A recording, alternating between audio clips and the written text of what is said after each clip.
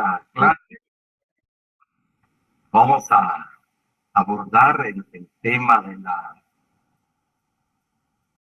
veíamos jóvenes, los antecedentes históricos de las normas jurídicas agrarias.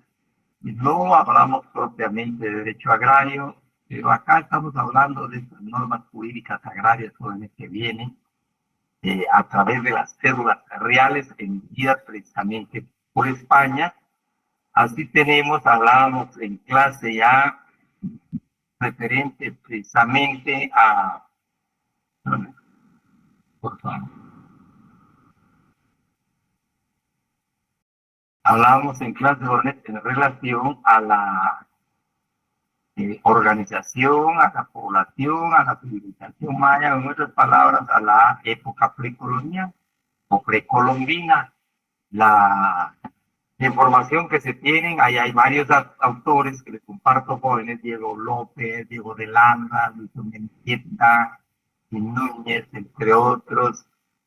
También está Alfonso Díaz de México, entre otros varios autores jóvenes. Además les indicaba algunos de los documentos mayas que tenemos en Guatemala. También necesitamos alguna información acerca de la tenencia de la tierra, y decíamos que era esencialmente comunal.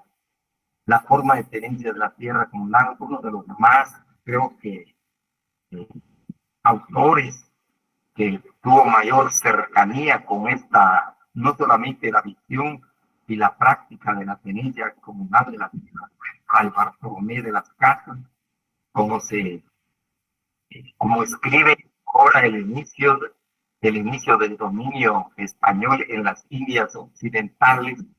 De igual manera, jóvenes, otro sacerdote, especialmente a la parte sur de México, en Yucatán, está Diego de Landa. En las obras de Diego de Landa también se encuentra que la forma principal, fundamental o esencial de tenencia de la tierra es la forma comunal. Destacamos esto en clase, y también es importante para nosotros comprender, entender que existían normas de carácter social o normas que regulaban la conducta de las personas en relación a la tenencia de la tierra y su aprovechamiento, y que hoy probablemente hablemos de costumbre, hablemos de esa normatividad que regulaba la tenencia de la tierra eh, en esta sociedad precolonial. Entonces, creo que dos aspectos: la tenencia de la tierra de carácter fundamentalmente comunal. Probablemente también habían algunas formas de propiedad privada, algunas formas de propiedad, de otras formas de tenencia de tierra. Pues de igual manera, las reglas que regulaban estas conductas en relación a los otros miembros de la sociedad respecto precisamente a la tierra. Creo que es muy importante como antecedente de las normas, quizás no normas jurídicas propias del derecho agrario, que de una u otra manera va a contribuir a entender finalmente la normatividad jurídica agraria en nuestro país.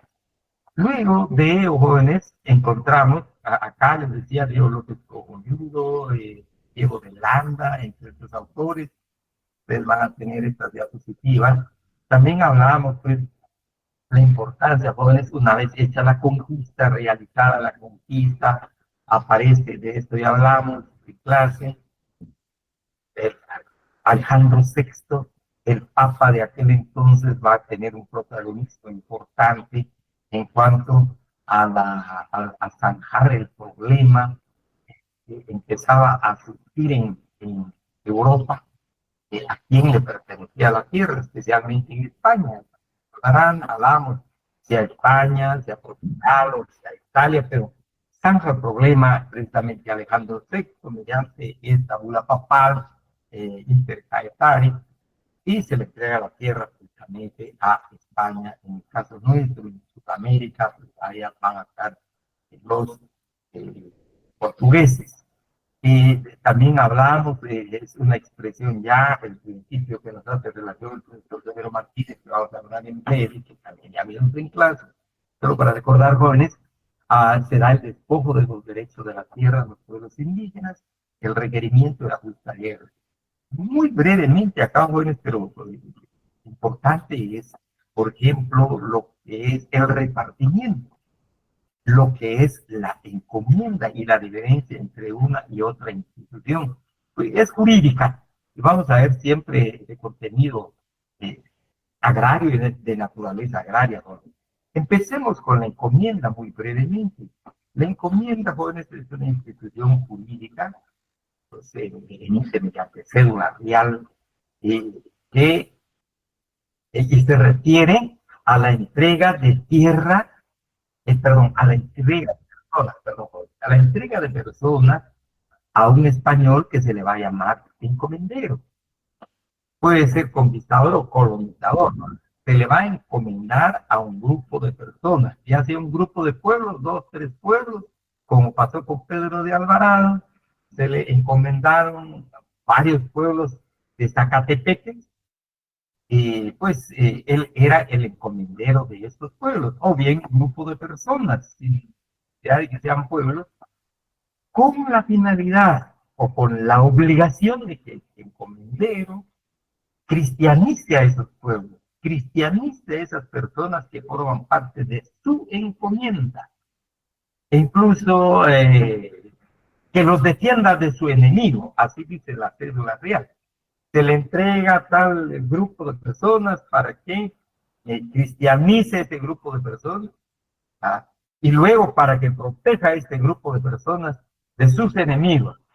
Y obviamente pues, también pone la cédula arriba, jóvenes, que puede aprovecharse de esa mano de obra, que puede aprovecharse de esas personas hasta por 4 generaciones. Entonces vamos a entender que la encomienda es una esclavitud virtual, porque al ligar a las personas hasta la cuarta generación a otra, es una virtual esclavitud. Bueno, en eso consiste la encomienda, en entregar a un encomendero pueblos o personas, grupos de personas, para que las proteja de sus enemigos, para que cristianice a esas personas y pueda aprovechar su mano de obra. Y queda sujeta a esas personas al encomendero hasta la cuarta generación. Que esa es la encomienda. Es decir, para aprovecharse de la mano de obra. Por eso se habla de contenido económico. En tanto el repartimiento, vamos a ver, jóvenes, ya cuando se habla del surgimiento de los pueblos indígenas, que vamos a ver en breve, ahí nos quedamos ayer, viene esta nueva organización de los indígenas bajo la colonia, que ocurre más o menos en 1540, los encargados de administrar ese pueblo de régimen español, vamos a ver, pues ahí quedan, ahí van a estar los indígenas en las comunidades, en esos pueblos, en sus tierras comunales. Y si algún hacendero, algún hacendado, algún finquero, algún interesado en esas indígenas necesita mano de obra porque no tiene encomienda, pues se dirige a los que mandan en ese pueblo para que manden a trabajar a 50 indígenas, a 100 indígenas, a su finca, a su hacienda. Y la autoridad, pues, va a coger, va a admitir esa solicitud y va a hacer la organización de esa mano de obra y va a mandar 50, va a mandar, va a repartir, desde ahí el repartimiento, dice, usted se va a la finca San Pedro, usted se va a la finca San Lucas, usted se va a la finca San Juan, así, en eso consiste el repartimiento, repartir a la gente para que vayan a trabajar a las haciendas durante una semana, durante 15 días, el tiempo necesario. En eso consiste el repartimiento, bueno, como dice el mismo, es distribuir personas, es repartir personas para que puedan trabajar en las unidades de producción agrícola de las personas pues, que tienen esas, son propietarias de esas unidades de producción agrícola, bien, sobre, como se quiere. Se diferencia, pues, de la encomienda.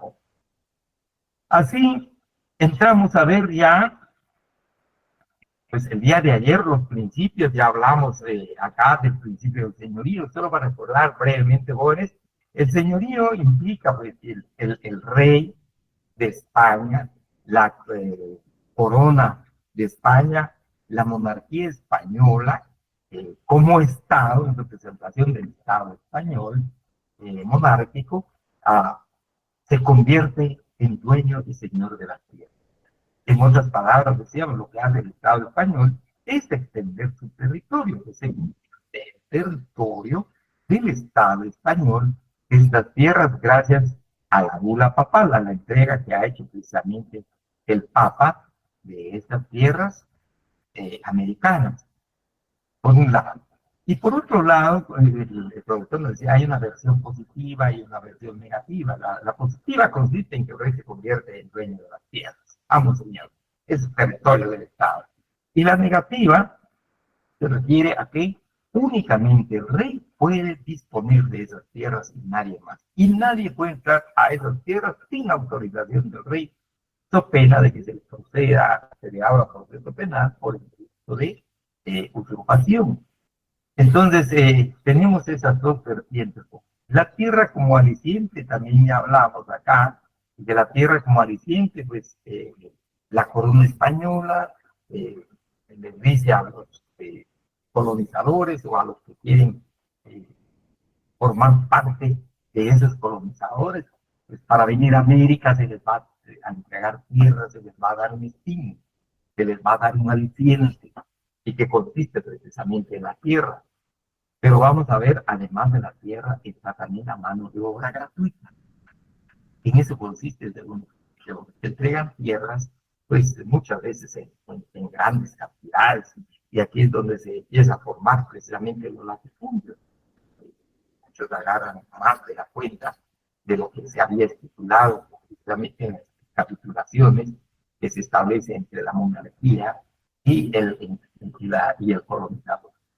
En tercer lugar, hablamos de la tierra como fuente para el ingreso para las cajas reales.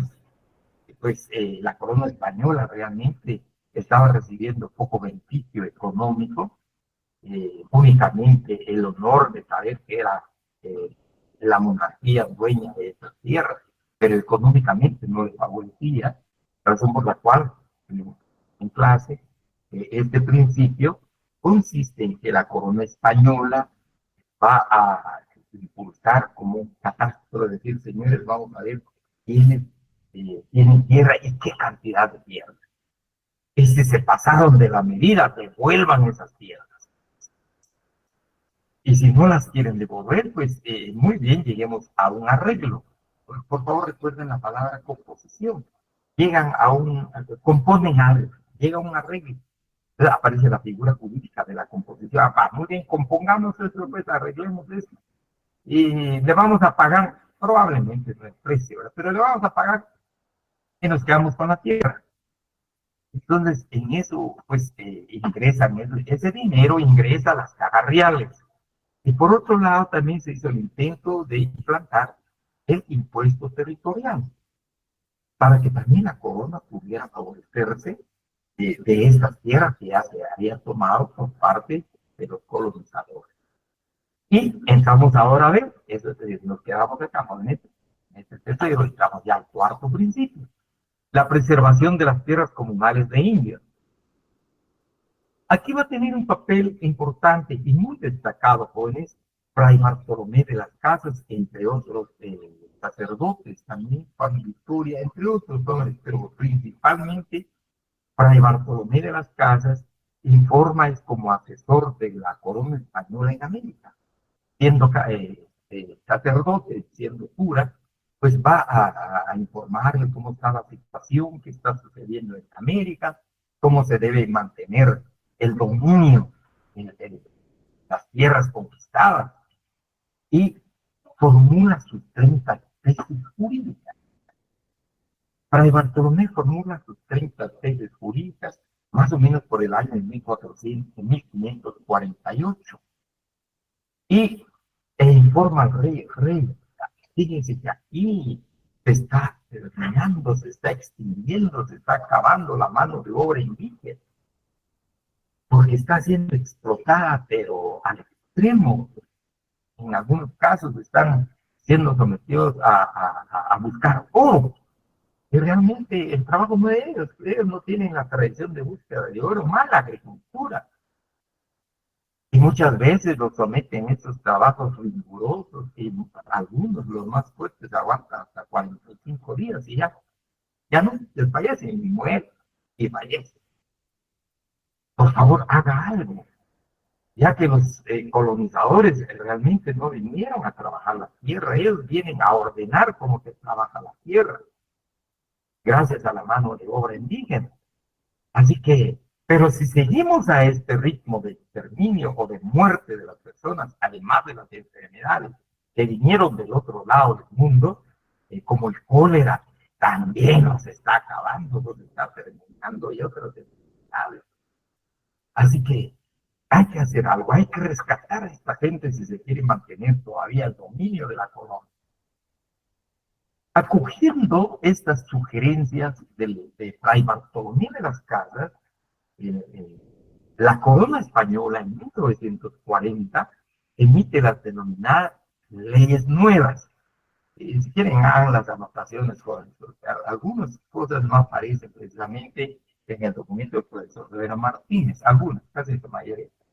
Pero entonces se formulan las leyes nuevas o también llamadas de Barcelona. Entonces, estas leyes nuevas o de Barcelona esencialmente buscan la reorganización del régimen colonial en toda América, donde había presencia de España, por supuesto. Reorganizar, hacer una reorganización, tratar de ordenar la casa, en otras palabras. Y además de que esencialmente busca la reorganización, jóvenes, pero también en el fondo de esta ley proclama la libertad de la mano de obra indígena, proclama la libertad de los indígenas para que sean libres y ya no sometidos a esta encomienda especialmente, ni a los trabajos forzados. Básicamente eso se va a buscar con las leyes de Barcelona, pero y para ello pues también emiten unas medidas. Entonces se dice en estas leyes de Barcelona, en las cédulas reales, pues ahora en esta reorganización de la colonia se van a crear pueblos de indios. Por eso aparece en el documento del profesor Pedro Martínez, preservación de las tierras comunales de indios, y se van a crear pueblos de indios. Solo que esos pueblos van a tener el carácter de régimen municipal, como los municipios de España, que son parte de la estructura jurídica administrativa, política administrativa del Estado español, por ejemplo, los municipios y las municipalidades en España. Pues se trata de emular precisamente ese régimen municipal español e implantar ese régimen aquí en América, en Guatemala. Y se va a hablar del ayuntamiento indígena. Se va a hablar del municipio indígena como parte de la estructura política administrativa de la monarquía española, del Estado, de la estructura del Estado español, como la última expresión del poder español sobre los indígenas. Entonces, por favor, las leyes nuevas entonces, o de Barcelona, conllevan la reorganización del régimen colonial, la libertad de los indígenas, principalmente la mano de obra y la creación de los pueblos indígenas. Por un lado, cuando se enteran los españoles, especialmente los que tenían encomienda, pero también acá los que vienen a trabajar la tierra, pues se oponen a esta ley, se oponen a la ley que le da la libertad al indígena. Y entonces le dicen al rey de España, muy bien, Si pervive la ley, si sigue vigente la ley, pues el rey que venga acá a trabajar las tierras. Pero eso sí, si quiere mantener su dominio todavía en esta tierra. Porque aquí tenemos el enemigo a capa y espada, pero la tenemos. Entonces, si el rey mantiene vigente la libertad de los indígenas, pues el rey entonces que nos pague, que nos dé una compensación, una indemnización por el riesgo que corrimos para venir a conquistar estas tierras, por el riesgo que hemos corrido para mantener el dominio de España en estas tierras, pues necesitamos de la compensación y con mucho gusto nos vamos a España, pero que se nos paga. Ante esta reclamación, el rey no pudo hacer nada. Continuó vigente la ley, las leyes de India, las leyes de Barcelona, y en el fondo, después la esclavitud de la población. Entonces se van a crear los pueblos indígenas, repito, bajo el carácter de régimen municipal español. Aparecen acá y se busca a los nobles, a la nobleza indígena que gobernaba antes de la conquista, a los que llaman los documentos, las crónicas españoles, los caciques, los nobles, los capules, tenemos acá los nobles, digamos, los nobles jóvenes, que se va a diferenciar del resto de la población, que algunos autores mexicanos les llaman, entre ellos igual, el profesor Teodoro Martínez, creo les llama los más iguales, o sea, el resto de la población, el resto que trabaja en los procesos de producción ahí. Entonces, se reorganiza, se crean estos pueblos, el ayuntamiento, bajo la dirigencia de los nobles indígenas, y vamos a tener un alcalde, vamos a tener síndicos y vamos a tener regidores. Y estos son los que administran los pueblos indígenas. Entonces, también las leyes nuevas o las leyes de Barcelona, a estos ayuntamientos indígenas les va a otorgar, les va a proporcionar dos clases de tierra. Las tierras ejidales, hablamos brevemente de las tierras ejidales de México, recuerden las tierras ejidales de Guatemala, y las tierras comunales o llamadas cementeras.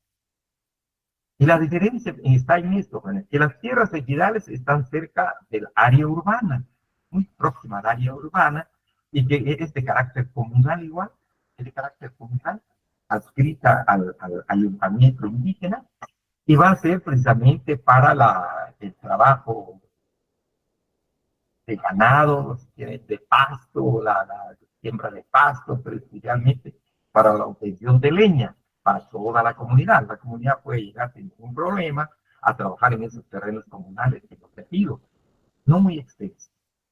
Y más alejado del área urbana, más alejado del pueblo, se crean los terrenos comunales o los trabajaderos, o también se les conoce como las cementeras o tierras comunales donde van a realizar la práctica agrícola los indígenas, alejados más de los pueblos, siempre de manera comunal, bajo la administración del cabildo, bajo la administración de la municipalidad indígena. Entonces está dotada la municipalidad de todos tipos de tierra, comunal siempre, el ejido y la cementera o las tierras comunales propiamente. Entonces tenemos acá jóvenes, pero si analizamos un poquito más y vean o lean el documento o tienen mayor información, jóvenes, si analizamos otro poquito más este principio, vamos a ver que, si quieren anoten, jóvenes, por favor, va a conllevar, tiene tres objetivos, tiene tres, si queremos, finalidades. En primer lugar, esa tierra comunal está más allá del ejido. Esa tierra comunal es para que la trabajen indígenas, para sí, ya sea con su familia, pero para sustentarse, para alimentarse y alimentar a su familia.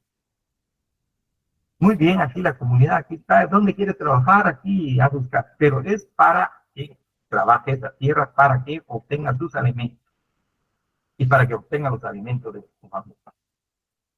Punto.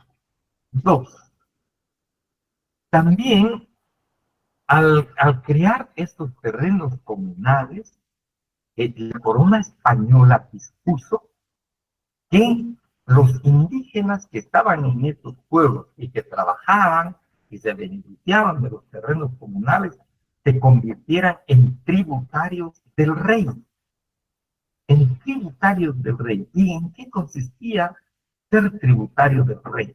Pues venían jóvenes, los indígenas entonces, además de producir para sí mismos, por ejemplo, el cacao, que era muy apetecido en Europa, fue muy bien, tuvo una buena acogida en el mercado europeo, España, desde luego, se fue difundiendo en otros mercados a través de España, el cacao. Entonces, el cacao era producido para la familia, de parte del trabajador campesino, para la familia. Pero también al convertirse en tributario del rey y al hacer uso del terreno comunal, tenía que mandar, por decir, si produjo determinada cantidad, unos 5 quintales de cacao en esa tierra comunal, un quintal se iba a España en calidad de tributo de esa persona, de esa familia. Entonces también conllevó eso, eh, uno, para que pudiera alimentarse y sobrevivir la mano de obra indígena. Dos, para que se convirtiera en tributario del rey y el rey también pudiera ganar algo beneficiarse de esa producción agrícola por parte de los trabajadores de la cementera. Y en cuanto al régimen municipal, decía, pues también conllevaba a estos jóvenes que al estar en estos municipios de indios, pues prácticamente estaban controlados. No podían salir fácilmente los indígenas de esas comunidades, de esos pueblos, sino bajo el control o de las autoridades indígenas o de las autoridades españolas. Así que entonces la otra finalidad de estos pueblos indígenas era precisamente dotar, entregar, proporcionar a los finqueros, a los hacendados, a los que tenían labor, mano de obra indígena, mediante el repartimiento. Entonces tenían las autoridades indígenas, el alcalde y el consejo, pues empezaban a hacer las listas. Bueno, aquí tenemos a 50, necesitan 50 trabajadores. La finca A necesita 50 trabajadores, la finca B necesita 75 y la finca C necesita 100 trabajadores. Así que los vamos a repartir. 50 se van a la A, 75 se van a la B y 100 se van a la C. Pero si dejaban libres a las personas jóvenes, pues podrían escapar. Entonces también las crónicas de la colonia, especialmente de los sacerdotes, señalan que estos indígenas los llevaban amarrados a las fincas, bajo el trabajo obligatorio, a trabajar obligatoriamente y de manera gratuita, porque para poder sobrevivir ahí tenían precisamente las tierras comunales. Entonces se iban amarrados a la tienda, a la finca, y de igual manera y se mantenían 2, 3 semanas, una semana, el tiempo necesario, luego regresaban nuevamente amarrados a estos pueblos indígenas. Prácticamente los pueblos indígenas pues no eran tan libres, pero vivían en esos pueblos indígenas, en esas comunidades indígenas. Entonces, razón por la cual el profesor Severo Martínez dice que fue una forma muy importante la existencia de las tierras comunales al crearse los pueblos indígenas. Y ahí entonces tenemos ese principio de la preservación de las tierras comunales de los indios o la preservación de las tierras comunales indígenas. Siempre en el contexto de la producción agrícola, ya sea para la producción para sí mismo por parte del campesino, la producción en su calidad de tributario ya de la monarquía española, o bien como mano de obra, como reserva de mano de obra en esos pueblos indígenas. Entonces, eso connota precisamente la organización de los pueblos indígenas. Decía jóvenes, acá las autoridades indígenas pues van a ser los nobles que gobernaban antes de la conquista, el resto de la población les tenía eh, confianza. Además, hablaban el mismo idioma, compartían muchos elementos de la cultura, espiritual, familiares, y sociales, etcétera, etcétera. Entonces, la razón por la cual pues, fueron puestas esas autoridades al frente de, de los pueblos indígenas o pueblos de India. Y por otro lado, también la corona española les deposita la confianza porque les da autoridad y van a formar parte ya de la estructura política administrativa del Estado centralizado español.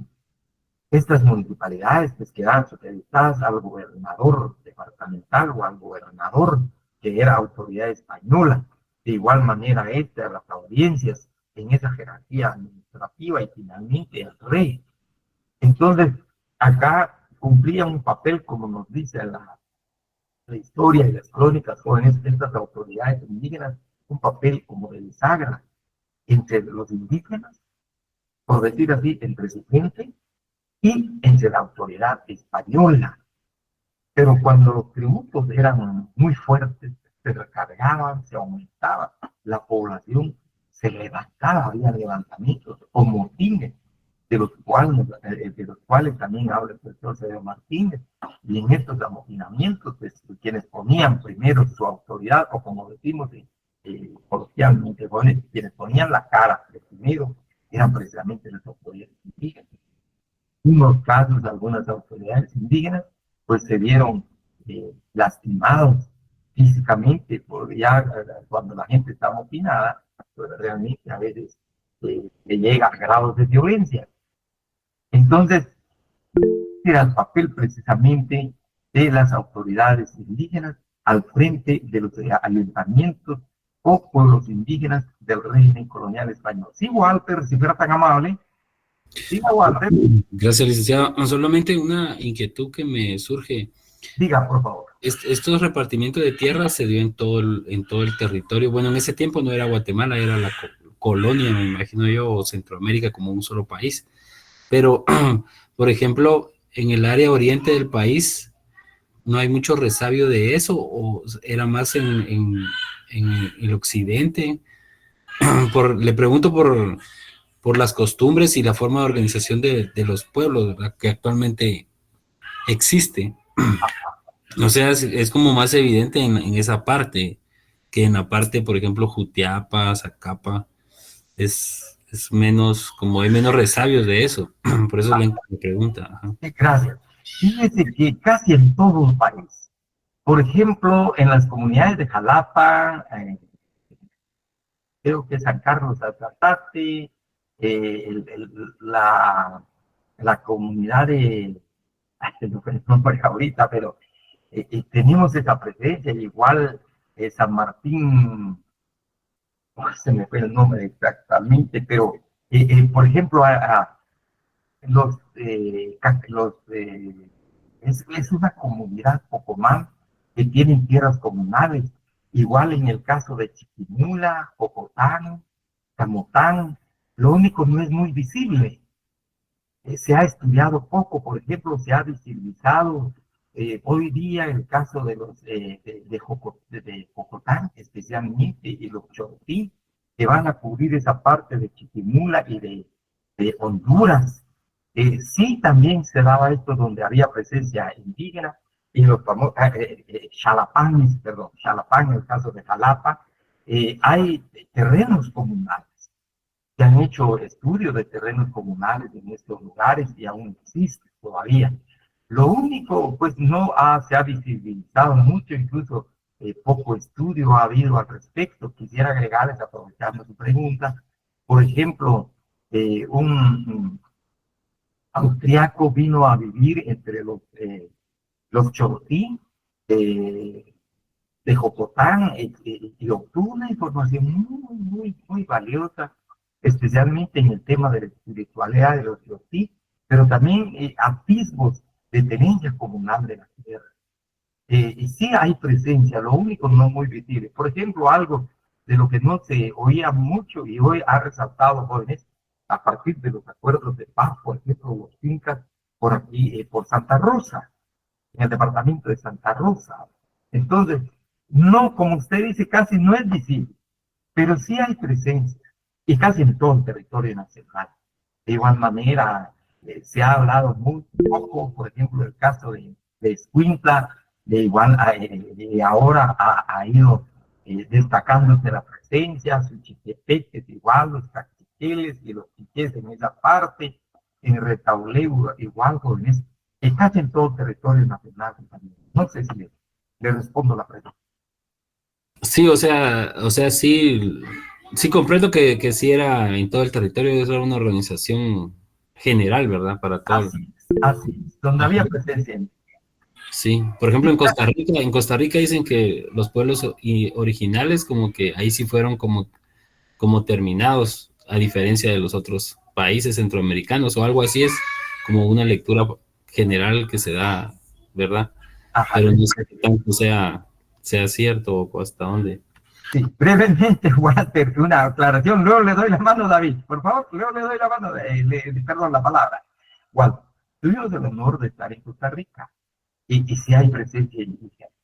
Lo que pasa es que a los indígenas están dispersos.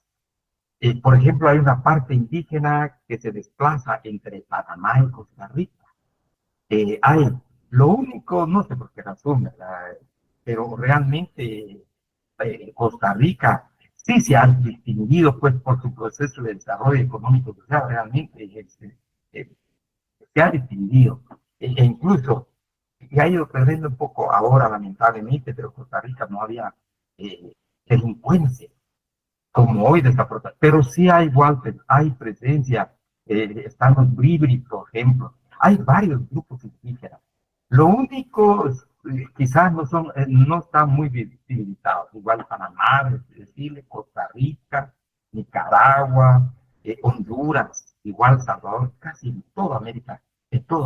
Lo mismo han dicho, por ejemplo, los argentinos, pero sin embargo hoy están ahí los mapuches, que están pues visibilizándose casi en toda América.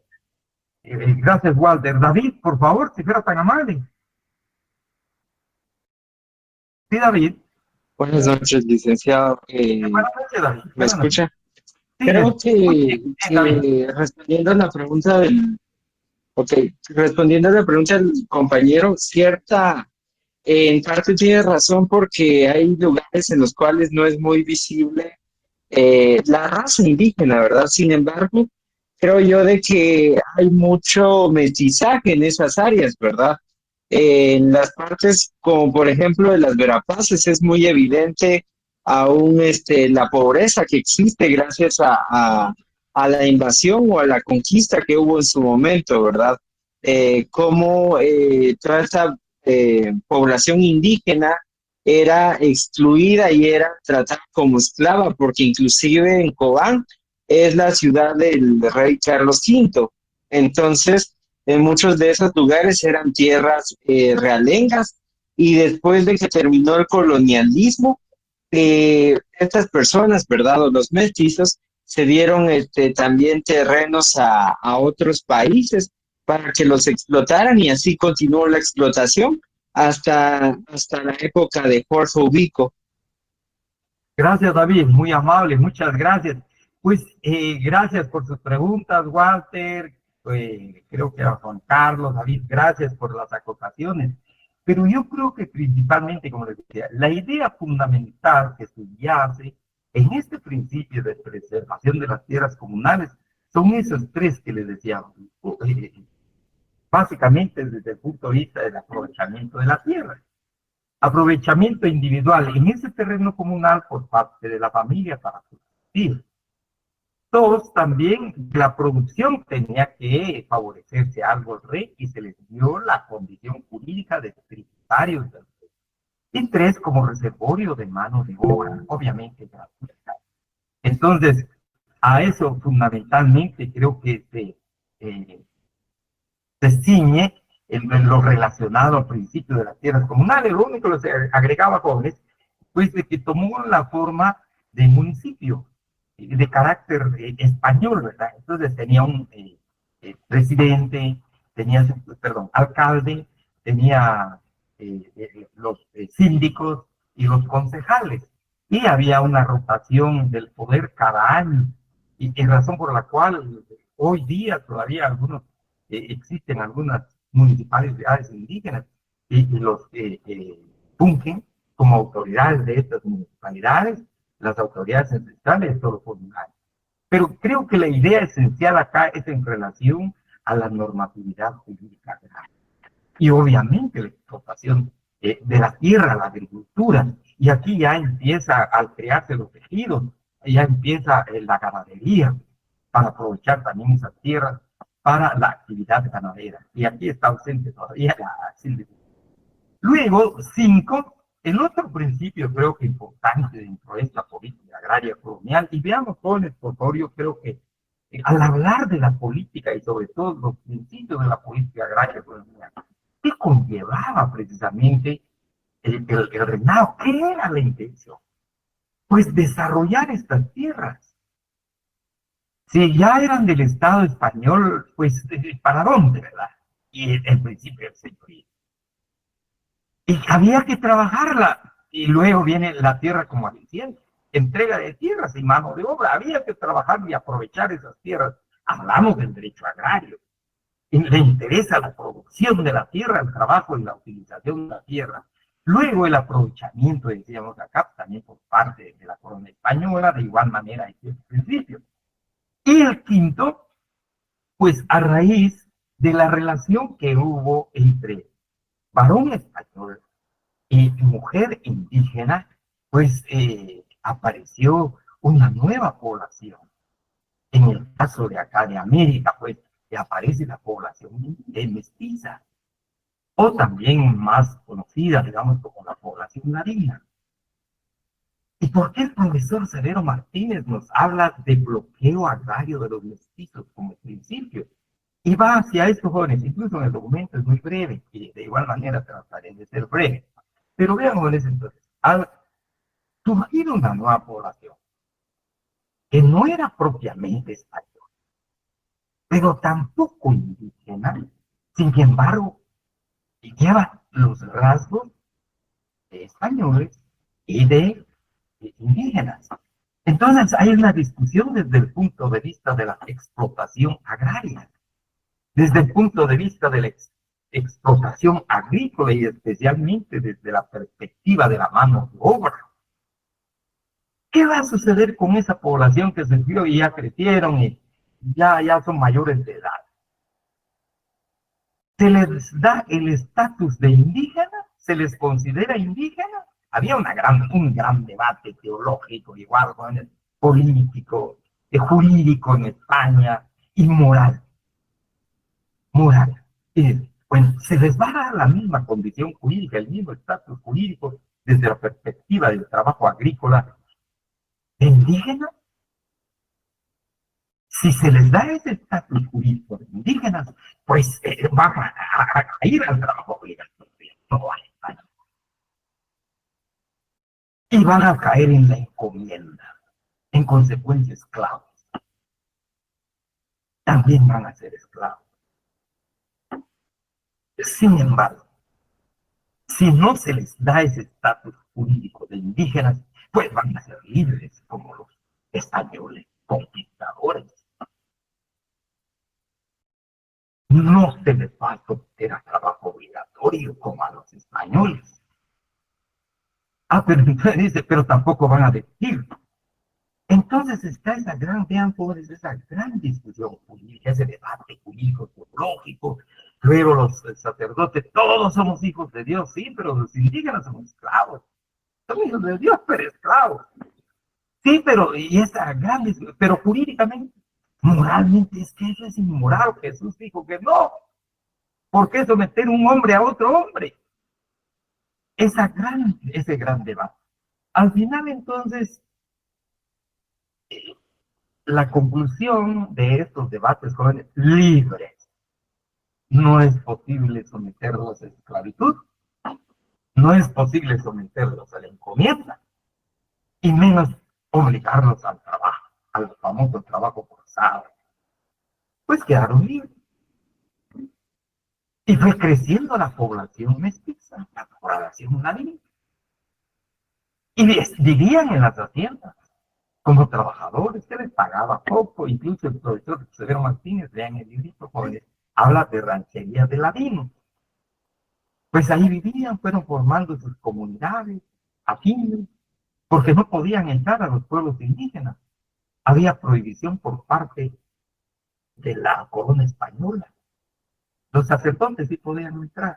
Entonces vienen jóvenes y tenían necesidad también de tierra, porque ellos trabajaban la tierra. Recuerden aquella característica del derecho agrario, cuando dice que la característica de que es democrático.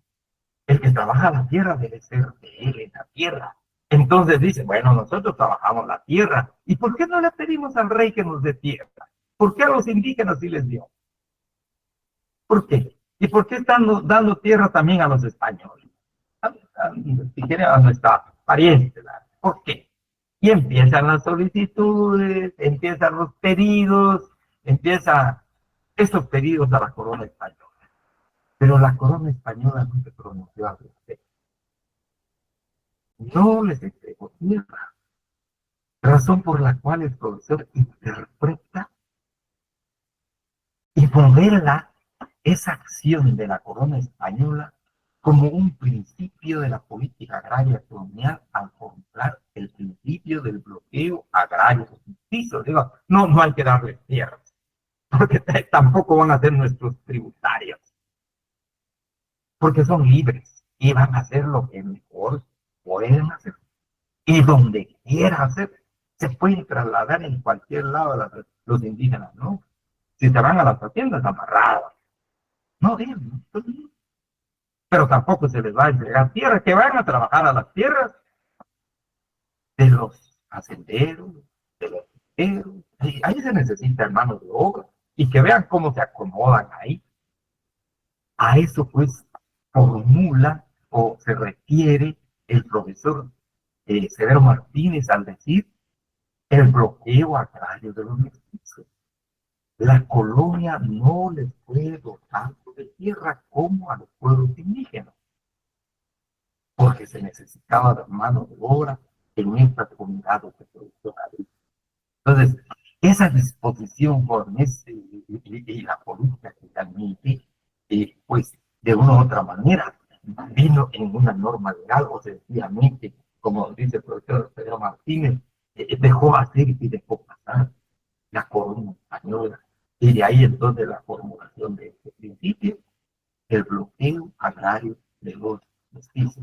Y esto sucede durante la colonia. Y también tenemos información que algunos mestizos, pues por la afinidad que tenían por parte de su madre, lograron, de su mamá, de su señora madre, lograron entrar a los pueblos indígenas. Y mayormente después de la independencia, lograron entrar a los pueblos indígenas a utilizar las tierras de las comunidades, siempre libres, e incluso a accesar o acceder al ejercicio de las autoridades a nivel municipal, como alcaldes, regidores o síndicos en los pueblos indígenas. Pues esto sería básicamente la explicación, jóvenes, la identificación de igual manera de los 5 principios de la política agraria colonial. Si no hay preguntas, o si hay preguntas, pues todavía no me paso ahora ya a otra etapa, porque esta sería la primera etapa relacionada y casi de manera articulada con la etapa jóvenes precolombina, que nos interesa el terreno comunal, y luego hay el derecho a por favor, pero más como costumbre jurídica, algunos le llaman costumbre maya, como costumbre joven, no costumbre indígena. Sí, Walter, si fuera tan amable. Gracias, licenciado, para tener idea, ¿en qué año estamos hablando ahí más o menos? Mire, fíjese que acá estamos hablando casi, lo de los pueblos indígenas decían las leyes de nuevas o las leyes de Barcelona, hablamos propiamente de 1540. Hablamos después de 1600, 1700, incluso en el caso del bloqueo agrario, jóvenes, esto de preservación de las tierras comunales de indios fue exactamente su creación a partir de 1540. Y el bloqueo agrario de los mestizos, pues ya cuando la población fue creciendo. Repito, hablo más o menos 1600, 1700, incluso antes de la independencia de Guatemala de España. Este esquema de la política agraria colonial se mantenía. ¿Estamos, Walter? Sí, licenciado, gracias. A usted las gracias. Bien, jóvenes. Entonces pasamos ahora, vamos a dar un brinco, un salto. Perdón, vamos a no vamos a hablar mucho de la independencia de manera muy breve, quizás, digamos, hablemos de la independencia desde la perspectiva de la producción agrícola muy importante a finales de la colonia.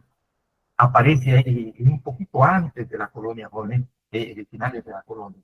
Está la producción agrícola, el añil, el tinte natural. Era muy importante en Europa, tenía realmente llegaba a, era de importancia para la economía guatemalteca. Hablamos de Guatemala, de igual manera, de otros países de Latinoamérica, pero hablamos de Guatemala, bueno, la producción del año, pero más o menos a finales también por los años después de la revolución industrial, cuando viene la revolución industrial, jóvenes, especialmente en casos de Inglaterra, 1800, 700, 800, jóvenes, aparece el tinte ya no natural, sino artificial. Gracias a la revolución industrial que se gesta en Inglaterra y luego se extiende en Europa, y aparece el tinte artificial, y le vino a hacer una competencia enorme al tinte natural, a la milbones y a la colonia, y adherió este producto. Y llegamos pues a la independencia. Recuerden ustedes de igual manera, así muy brevemente, jóvenes, ya los hijos de los españoles de matrimonios españoles, los criollos, hijos de españoles, mujeres y varón español, los criollos, pues fueron heredando lo de sus padres españoles y fueron prácticamente quedando en sus manos la dirección no solamente política, sino económica del país. Pues tenían amor a la tierra donde habían nacido, jóvenes. Entonces, no obstante, pues, sus papás españoles, pero vieron la restricción que la corona española había establecido para las colonias de no aperturarse, no abrirse a los mercados europeos. Exactamente el caso de Inglaterra, Francia, Alemania, Holanda, quienes ya se habían interesado en los productos de estas tierras, que hablamos de Guatemala. Por ejemplo, el caso del cacao fue muy bien recibido en Europa y su procesamiento, su industrialización, pero España quería que únicamente se destinara al mercado español. Entonces vinieron ya los criollos, pues dijeron muy bien, pues España es importante, pero también tenemos la libertad de comercializar, de realizar nuestras relaciones comerciales con estos otros países, y de ahí los contrabandos que se daban fuera de la ley, esas actividades comerciales ilícitas, pero se daban. Entonces, y de ahí, entre otras cosas, el componente de la independencia de Guatemala. Y llegamos a la independencia cuando en la situación, pues no mayor, realmente en materia agraria, en cuanto a las normas jurídicas, no hubo mayor trascendencia. Ahora se independió Guatemala, casi siguió el mismo esquema. Recordemos, todavía va a gobernar un español, Gabino Gainza. No fue una cuestión violenta, sino fue una cuestión formal. También el desprendimiento de Guatemala de España. Y llega un gobierno liberal, el del doctor Mariano Gálvez. Hablamos más o menos de 1930. Y al ver Mariano Gálvez y la economía de Guatemala en una situación muy endeble, y apuesta por el cultivo del café.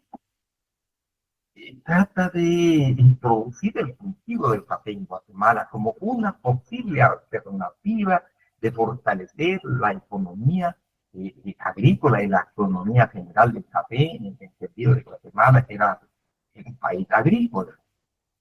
Y pues no se le puso mucha atención, pero efectivamente empezó acá el cultivo del café joven. Luego encontramos a Rafael Carrera desde el punto de vista político. Hay dos grandes tendencias, uno de los conservadores que quieren mantener la situación como estaba antes de la independencia, y los liberales que se dan cuenta de que realmente Guatemala tiene que despegar de la situación en que está, tiene que impulsar su desarrollo económico en todo sentido, área urbana, área rural. Y llega pues Turbino Barrios en 1871. Después de ese enfrentamiento entre Turbino Barrios y las autoridades de ese entonces, pues justo Turbino Barrios, al llegar al frente del gobierno, con el gobierno liberal, va a impulsar precisamente dentro de, en el campo, en las relaciones agrarias de producción, establece esta política agraria, apuesta por el cultivo del café, pero de manera intensiva y extensiva. No solamente unas fincas, unas tierras, no, sino que tratar de producir café en todo el territorio nacional y ver a dónde es apto el cultivo del café, cuáles tierras son aptas, y tratar de apoyar precisamente ese cultivo desde esta perspectiva. Entonces, así tenemos el apuesta Justorino Barrios por el cultivo del café. Pero Justorino Barrios también se da cuenta, el gobierno Justorino Barrios, de que la Iglesia Católica se le consideraba como la secundista, tenía muchas fincas, pero que casi no las aprovechaba. Había unas que sí eran aprovechadas, así como la que tenían Baja de la Paz, por San Jerónimo, en esta parte de Baja de la Paz, ahí la Iglesia Católica cultivaba la caña, e incluso tenían y tienen todavía ahí están reliquias de los trapiches donde se molía la caña, pero la iglesia tenía tierra por varios lados y no las aprovechaba. Entonces, Rufino Barrios dijo, bueno, la iglesia es la conquista y no trabaja la tierra. Ahí es donde se acuñó aquella expresión, la tierra en manos muertas.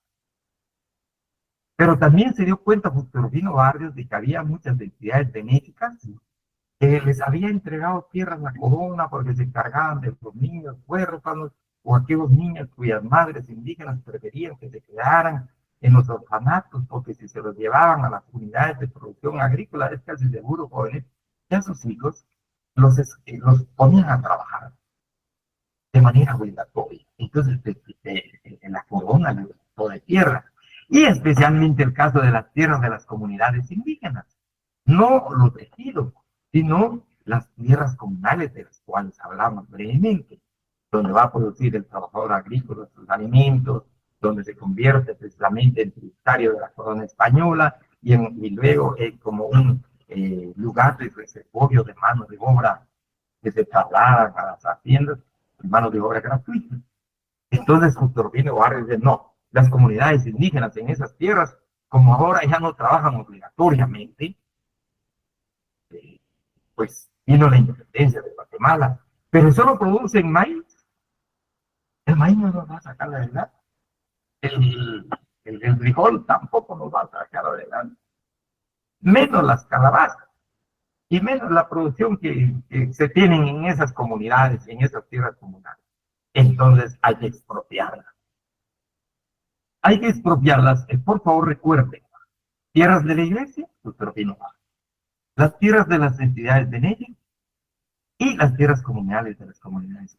Probablemente, como me hace una pregunta a ese respecto, ¿qué tierras adoptó el gobierno Justorino Barrios? Entonces, ahí tenemos estas tierras. Y así tenemos, que me permiten poner acá. Aquí estamos. Entonces, mediante el decreto 170, y mediante el decreto 177, por favor recuerden que hagan la diferencia de un decreto a otro. El decreto 170, la ley agraria 170 o la ley de naturaleza agraria, Número 170, jóvenes. Mediante esta ley se expropian las tierras de las comunidades y las reducen a propiedad privada mediante oferta y remate. Pues en algunos casos, la historia cuenta, jóvenes, que a muchos se les ocupó en propiedad, a aquellos que fueron soldados de Justo Rufino Barrios en esa lucha de liberación de la República. Se le quitaron las tierras a las comunidades indígenas, prácticamente se les dejó sin tierras, no los ejidos, las tierras comunales. Al ya no tener tierras los indígenas para trabajar de manera libre, aunque sea muy pobre maíz y frijol, pero ahí estaban libres. Entonces, por parte de este gobierno, como parte de esta política, el decreto número 177 se emite el reglamento de jornalero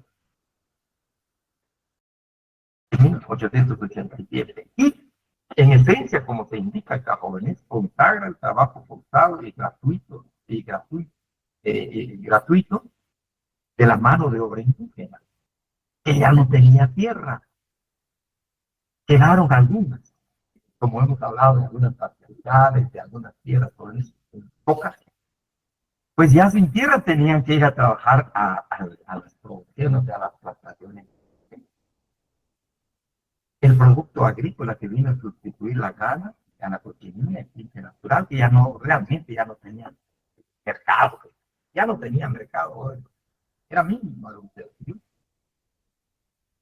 Y entonces es importante resaltar esto, por favor, que mediante el decreto 170, por favor, recuerden, mediante el decreto 170, acá, el decreto 170, jóvenes, se emite o se ordena legalmente la expropiación de estas tierras de la Iglesia Católica, de las comunidades indígenas y de las entidades indígenas.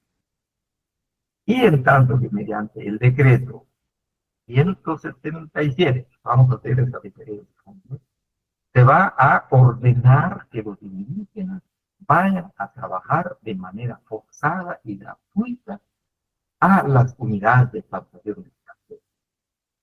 Pues el hombre malo para poder sobrevivir y luego pues se vea a vender algo, a la trastería, a trabajos donde pudiera sobrevivir.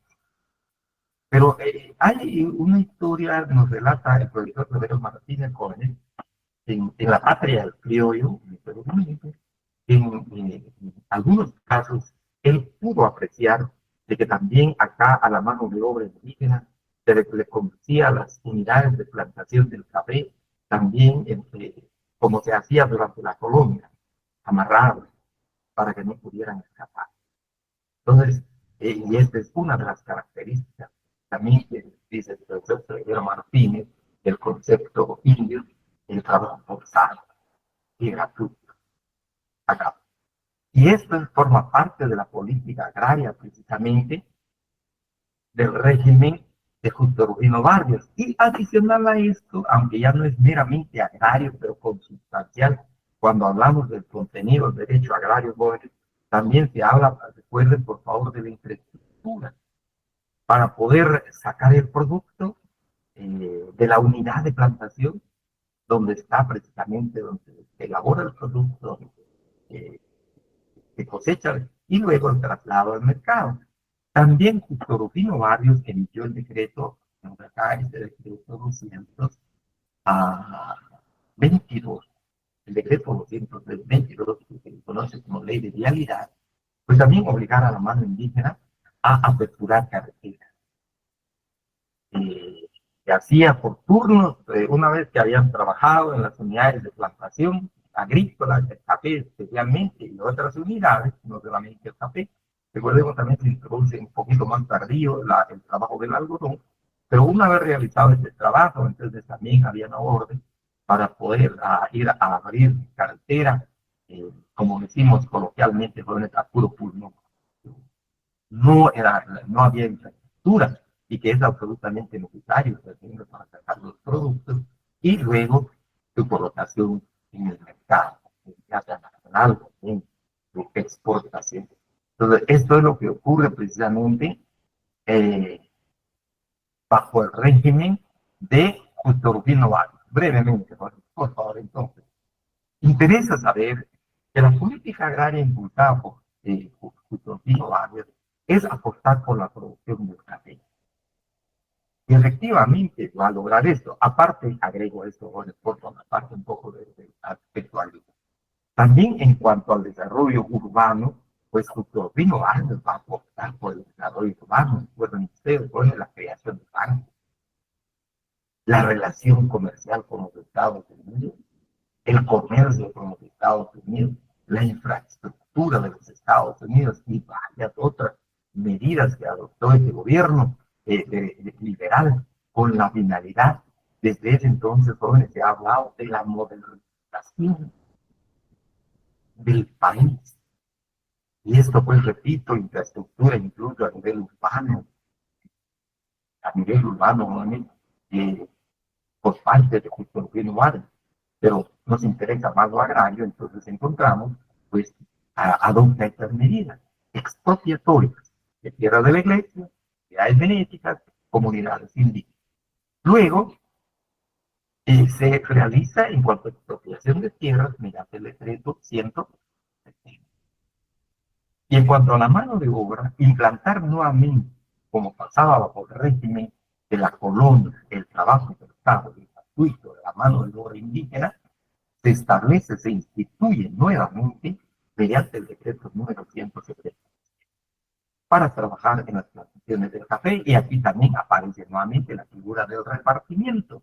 Y aquí se van a encargar precisamente no solamente los alcaldes de los municipios, los alcaldes municipales jóvenes, sino que también se van a encargar los gobernadores departamentales para obligar a la gente a ir a trabajar, so pena de latigazos o bien encarcelamiento, ¿verdad? Por esto del trabajo forzoso. Y finalmente, en normas de naturaleza agraria, se relaciona con el tema agrario, está la emisión del decreto número 222, que es la ley de vialidad, y también que obliga a la mano de obra, a la mano de obra indígena, ¿sí?, a la apertura de carreteras, a la realización de obras públicas para la comercialización de los productos. Entonces, si hay alguna pregunta, jóvenes, si no, pues pasamos a la siguiente etapa. Bueno, vamos a pasar a la siguiente etapa, jóvenes. Gracias. Entonces, tenemos acá, jóvenes. Llegamos a esta etapa, casi algunos le llaman la etapa contemporánea.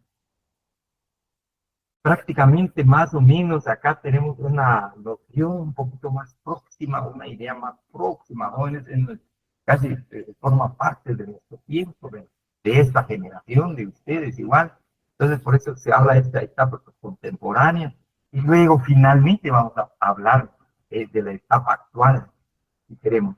Pero en esta etapa, jóvenes, ya que durante el gobierno, perdón, después de Justo Rufino Vargas, vino el gobierno así denominado dictatorial de Manuel Estrada Cabrera, que perduró durante 22 años. Entonces no hizo mayor movimiento, no hubo emisión de normas agrarias trascendentes. Luego llegamos al tiempo de Jorge Urico, otro gobernante que estuvo en el poder durante 14 años. Pues una de las leyes que encontramos en Jorge Urico de naturaleza agraria, pues es una ley de vialidad, jóvenes, que va en esa misma orientación de que la mano de obra, solo que aquí de manera general, ya no para los indígenas, en el caso de Jorge Urico, la ley de la vagancia, aquellos que se encontraban ahí sin hacer trabajo y sin trabajar, pues los obligaban a trabajar en la apertura de carreteras. Pues quisiéramos saber, pues, no mayor trascendencia, importancia si tiene en materia agraria. Llegamos a la Revolución de Octubre de 1944.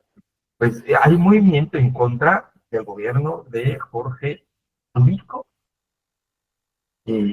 Cae el gobierno de Jorge Urico, jóvenes, Pero aquí hay los guatemaltecos, especialmente los académicos, los políticos, al hablar ya de la modernización del Estado de Guatemala, se dan cuenta de que Guatemala todavía se encuentra en un estado de atraso en un nivel realmente intenso. Entonces la aspiración es tratar de enarbolar la bandera del desarrollo económico y social de nuestro país. Será esta revolución de octubre de 1944, los constituyentes ilusionados y entusiasmados porque el país pudiera salir adelante por la vía que mejor le conveniera, elaboraron la Constitución de la República de 1945. Pero, luego, jóvenes, se decreta tenemos la Constitución de 1945, y en la Constitución de 1945, les compartí en clase brevemente, ahora un poco, se incluye en el texto constitucional, en el artículo 90, acá en el artículo 90, el principio del que les hablaba, el principio de la tierra en función social, más el derecho de la tierra en función social. Así tenemos, señala la Constitución, el Estado reconoce la existencia de la propiedad privada y la garantiza como función social, sin más limitaciones que las determinadas en la ley, por motivos de necesidad pública y de interés nacional. Aquí está ese principio, la tierra en función social, que obviamente pues ya tiene una proyección, y no solamente proyección, jóvenes, sino tiene, al implementarse, tiene una trascendencia en la sociedad.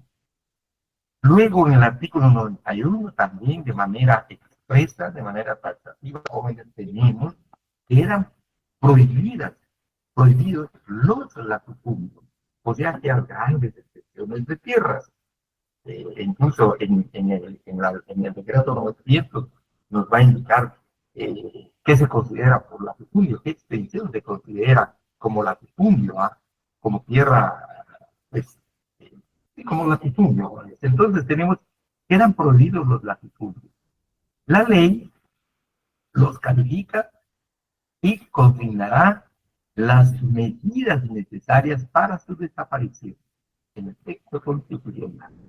Los latifundios existentes por ningún motivo podrán ensancharse. Y mientras se logra su, mientras se logra, me permite un momentito, por favor. Entonces acá, su redención en beneficio de la colectividad serán objeto de gravámenes en la forma que determinan las leyes. Aquí hay dos ideas importantes. Uno, al incluir en el texto constitucional precisamente este principio, les decía, abre la posibilidad de discutir una reforma agraria. Y por otro lado, también de manera expresa, en el artículo 91 se establece la prohibición de los latifundios. Y esto también se va a recoger precisamente en esta ley de reforma agraria. Solo de manera, pues está en el texto constitucional, por favor. Y luego, acá ya vamos a hablar de la emisión del decreto número 900 del Congreso de la República, la ley de reforma agraria. Esta sí es de naturaleza agraria propiamente, jóvenes, que materializa el principio constitucional de la tierra en función social, o el derecho de propiedad como el de garantizar como función social. Dejamos esto hasta acá, jóvenes, para no dejar un poquito corta la exposición, al entrar a analizar el decreto 900.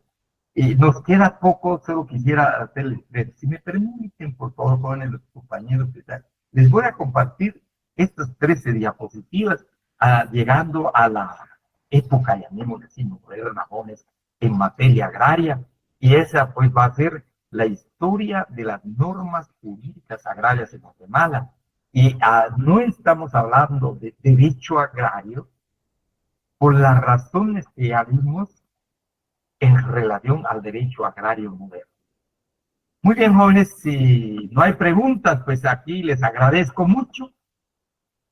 Les deseo feliz descanso, nos estamos viendo en la próxima clase y prácticamente en nuestra última clase.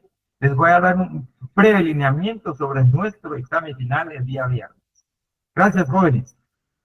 Muchas gracias. Muchas gracias, licenciado. Gracias, feliz noche. Gracias, licenciado. Buenas noches, licenciado. Gracias, licenciado. Gracias. Guarde, gusto saludarles, jóvenes. Con permiso. Con permiso. Feliz jóvenes.